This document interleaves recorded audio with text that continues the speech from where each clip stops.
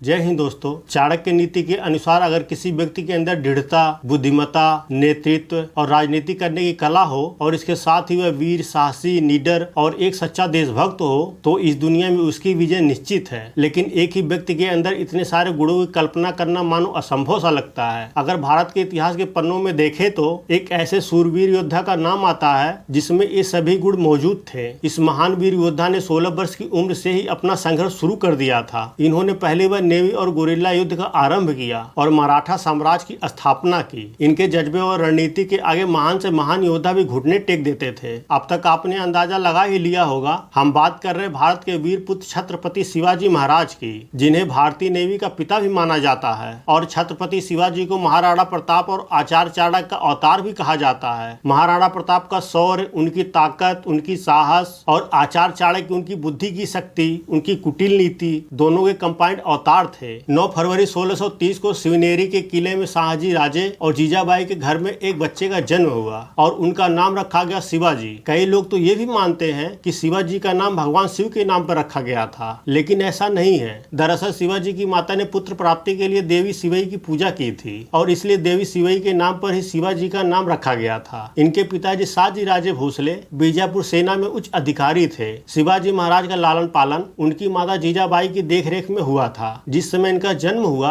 उसमें उत्तर भारत में मुगल सम्राट शाहजहां का शासन था और भारत के पश्चिमी हिस्सों पर 3 मुगल सम्राट का शासन था। अहमदनगर की निजाम शाही, बीजापुर की आदिल शाही और गोलकुंडा की कुतुब शाही। ये तीनों आपस में लड़ते रहते थे, लेकिन इनके आपस की लड़ाई के अलावा उत्तर भारत की तरफ से मुगल इन किलों को अपने राज्य में मिलाने के लिए लगातार दबाव डाल रहे थे ताकि दक्षिण भारत में मुगलों का वर्चस्व कायम हो सके। इधर शिवाजी छोटी उम्र में ही कमाल कर रहे थे। वह युद्ध की रणनीति बनाने में माहिर हो रहे थे। इनके पास कम सेना और सीमित संसाधनों के बावजूद भी सिर्फ 16 साल की उम्र में इन्होंने बीजापुर के कई किलों पर कब्जा करके अपने युद्ध कौशल का लोहा मनवा दिया था। औरंगजेब जैसे ताकतवर सम्राट के दांत खट्टे कर दिए थे। इनके नाम से औरंगजेब थर-थर कांपता था। गोरिल्ला युद्ध में इनको महारत हासिल थी। गोरिल्ला युद्ध यानी छापेमारी युद्ध। छत्रपति शिवाजी अपनी छोटी छोटी सेना बनाकर दुश्मनों के ऊपर अटैक कर देते थे। इनको पहाड़ी चूहा भी कहा जाता था। ये पहाड़ों और जंगलों के बीच से कहां से किधर से निकल कर अटैक करते थे, दुश्मन को पता ही नहीं चल पाता था। शिवाजी महाराज धीरे धीरे अपनी सीमा बढ़ाते चले गए। एक बार बीजापुर के मुगल शासक आदिल शाह ने मराठों के बीच से इनके पिता को कैद करके कारावास में डाल दिया। ये सोचने लगे क्या करें, कैसे छुड़ाएं, और उस समय शाहजहां दिल्ली का शासक हुआ करता था। इन्होंने क्या किया, कूटनीति चली। आदिल शाह और शाहजहां को आपस में लड़वा दिए और अपने पिताजी को छुड़वा के ले आए। छत्रपति शिवाजी बहुत ही बुद्धिमान थे। कई बार तो बिना लड़े ही दुश्मन को सरेंडर करवा लेते थे। अपनी रणनीति और बुद्धिमत्ता से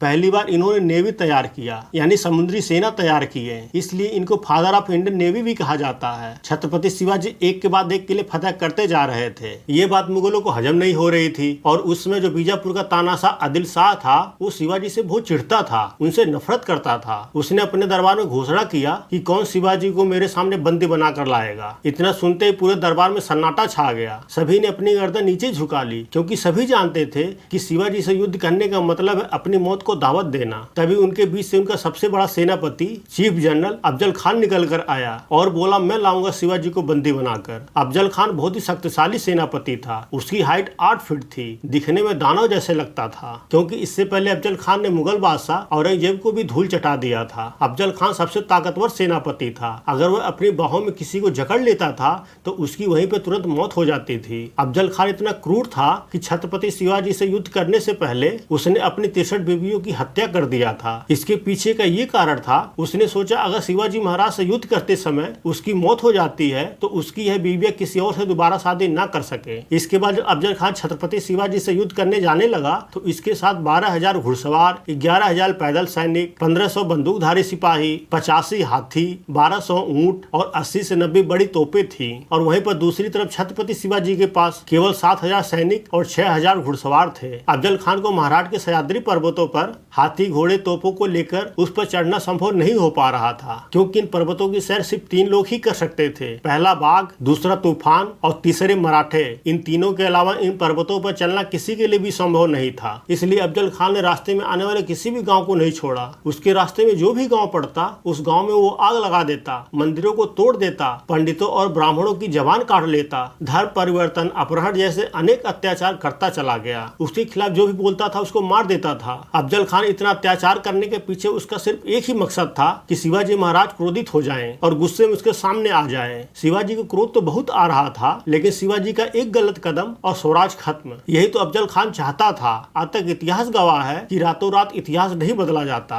इसलिए छत्रपति शिवाजी महाराज सही मौके का इंतजार कर रहे थे। तभी अफजल खान शिवाजी के पास संधि के तहत एक पत्र भिजवाया और कहा, शिवाजी मैं आपसे मिलना चाहता हूँ। अफजल खान शिवाजी को अपने जाल में फंसाने के लिए एक चाल चला। अफजल खान अच्छी तरह से जानता था कि शिवाजी को युद्ध में हराया नहीं जा सकता। उसने शिवाजी महाराज को धोखे से मारने की योजना बनाई और शिवाजी से मित्रता करने के लिए संदेश भिजवाया और कहा, मैं सब कुछ भुलाकर आपसे मित्रता करना चाहता हूँ। शिवाजी अफजल खान के इस योजना को तुरंत समझ गए। उन्होंने कहा, अफजल खान का इस संदेश सिर्फ एक धोखा है, छलावा है। इसके बावजूद भी शिवाजी महाराज अफजल खान से मिलने के लिए तैयार हुए और शिवाजी अफजल खान के दिमाग से खेलना शुरू किए और अफजल खान के पास संदेश भिजवाया कि मैं आपसे मिलने के लिए तैयार हूँ। शिवाजी ने एक शर्त रखा कि हम दोनों की मुलाकात अकेले में होगी, दोनों तरफ से कोई सेना नहीं होगी और अपने साथ ज्यादा से ज्यादा 10 अंगरक्षक ही ला सकते हैं। शिवाजी महाराज अफजल खान के छल कपट से भलीभांति परिचित थे। वो जानते थे कि अफजल खान उनसे दगा करेगा, क्योंकि इससे पहले भी उसने शिवाजी महाराज के बड़े भाई संभाजी राजे भोसले के धोखे से हत्या कर दिया था।